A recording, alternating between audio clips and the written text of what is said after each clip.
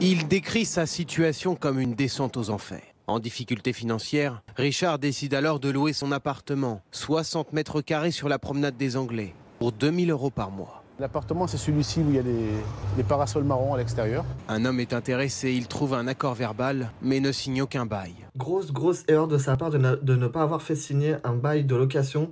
Mais bon, il aurait pu être victime d'un squat de son appartement, même avec un contrat de location. Et vive la France!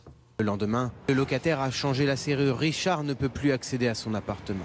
Il décide alors de se faire justice lui-même. Il paye un individu 100 € pour faire peur aux squatteurs. Très vite, la situation dégénère. Voilà les conséquences lorsque des propriétaires sont au bout du rouleau et que l'État met 3 plombes à réagir face aux squatteurs. Il a appelé la police et la police est venue. Il m'a dit, monsieur, ce monsieur est chez lui, vous êtes propriétaire, vous n'êtes pas chez vous, il est chez lui.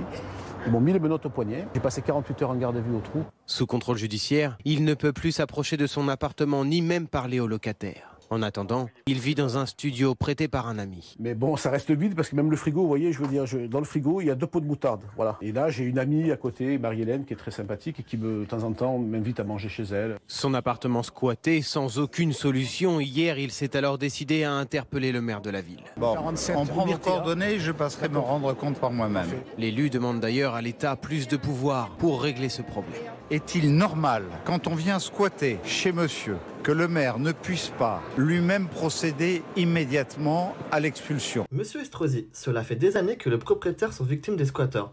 En France, il y a une justice à 2 vitesses selon moi. Cela signifie que si cette histoire arrive à un politicien, le cas sera traité très rapidement contrairement à un citoyen lambda.